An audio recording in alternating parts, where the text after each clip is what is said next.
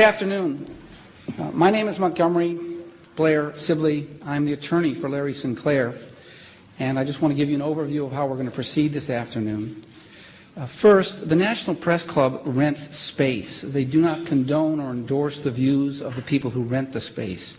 And we've been overwhelmed with people criticizing the National Press Club, and we just want to make it clear, Larry is here because he rented this room, and as a result, he's allowed to get up and say what he wants to say. The National Press Club has nothing to do with that. Mr. Sinclair is going to make a brief statement. You will be provided copies of that statement once he's done. And after that statement, he will entertain any reasonable questions and try to answer them.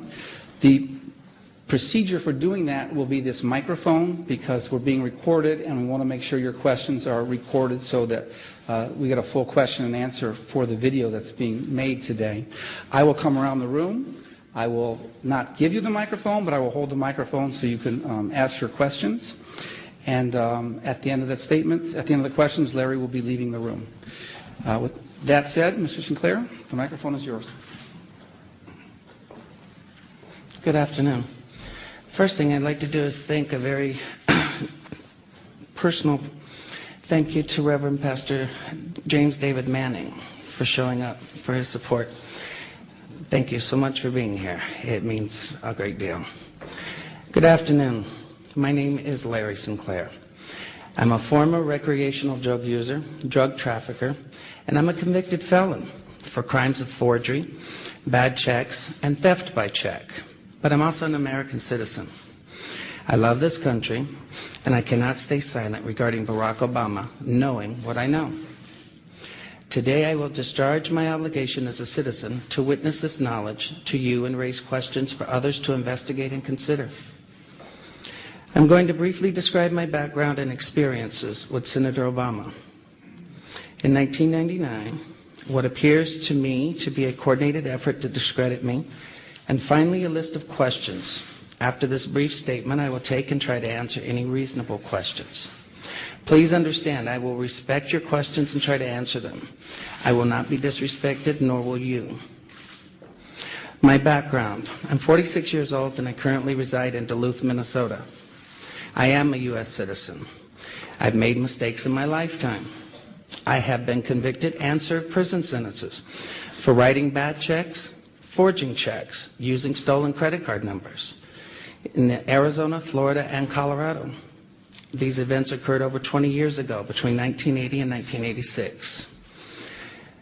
After going public on the internet with these claims against Senator Obama earlier this year, I became aware of a warrant out of Florida dated from 1986, which I have resolved, and it has now been dismissed. I also have an active Colorado-only warrant for alleged theft and forgery. I am not ignoring this warrant, but am addressing it with the court in Colorado as well as with the district attorney's office. I have a pending motion to dismiss this warrant, which I am waiting to have calendared by the Colorado court. I have lived and worked under 3 different legal names. My birth name is Lawrence Wayne Sinclair. Later on, I had my name legally changed first to Loray A. Silvas and later to Loray Vizcarra Avila.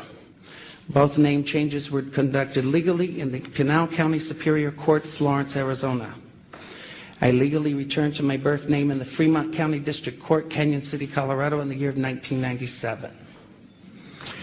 In regards to the Obama incident, I flew out of Colorado Springs, Colorado to Chicago on November 2nd, 1999, arriving in O'Hare early in the morning of November 3rd. I went to the Chicago area to attend the graduation of my godson, my best friend's son, from basic training from the Great Lakes Navy Training Facility. I made reservations at the Comfort Inn and Suites in Gurnee, Illinois, based solely on the location to the training center. On November 5th, 1999, I hired the services of 5-Star Limousine. Excuse me. I had hired them both for November 5th and November 6th of 1999. On November 6, 1999, I asked the limo driver, whose name I now reveal for the first time, Jagir Parami Mutani, if he knew anyone who would like to socialize and show me Chicago. One note, there's a typo in the statement that you will get at the end of the statement. We will put an updated and corrected version on a website that you will also be given access to, as far as the name is concerned. Mr. Mutani understood that I was looking for someone who knew Chicago and would enjoy socializing. Mr. Mutani said he knew someone who was a friend of his. On November 6, 1999, after picking me up at the hotel in Gurnee, and this is significant, Mr. Mutani used his cell phone to make a call. That call was made to then Illinois State Senator Barack Obama to set up an introduction between myself and Senator Obama. Upon arriving at the bar and exiting the limo, Senator Obama was standing next to Mr. Mutani, and I was introduced to Senator Obama by name.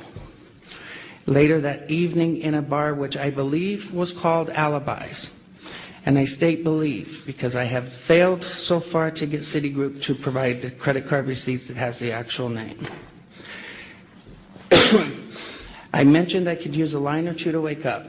Senator Obama asked me if I was referring to Coke, and I stated I was. After stating I was, Obama stated he could purchase cocaine for me and then made a telephone call. This too is significant, from a cell phone to a presently unknown individual, during which Senator Obama arranged the cocaine purchase. Senator Obama and I then departed the bar in my limousine and proceeded to an unknown location where Senator Obama exited the limousine with $250, which was provided to him by me. Returned a short while later with an 8-ball of cocaine, which he gave to me. I did ingest a couple of lines of cocaine, and shortly thereafter, Senator Obama produced a glass cylinder pipe and packet of crack cocaine from his pocket. Obama then smoked the crack cocaine. I performed fellatio on Senator Obama in the limousine during the time Senator Obama was smoking crack cocaine, after which I had the driver take me to my hotel, the Comfort Suites, Gurnee, Illinois.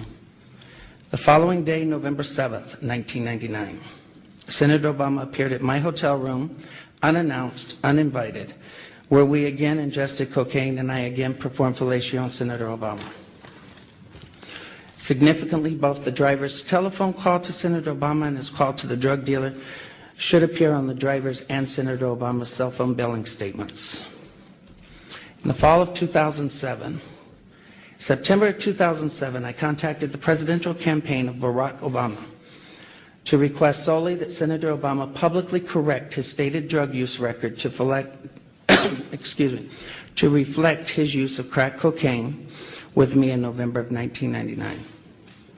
When I made the first contact, I left with the presidential campaign of Senator Obama a telephone number for the campaign to return my call. The first number I provided was a Texas cell phone number. From the period of Labor Day weekend 2007 through November 18th of 2007, I did provide a total of 4 different callback numbers to the Obama campaign. As I had moved and I had changed the numbers to reflect locally my place of residence at the time. In late September to early October, I lost my place here. In late September to early October 2007, I received a call from a male who identified himself as a Mr. Young, stating he was calling in regards to calls I had made to the Obama campaign. This first call was in fact an attempt by Mr. Young to obtain from me the identities of anyone I had contacted concerning my 1999 allegations against Senator Obama. This first call shocked me in that this Mr. Young asked me why I had why I had never mentioned to the campaign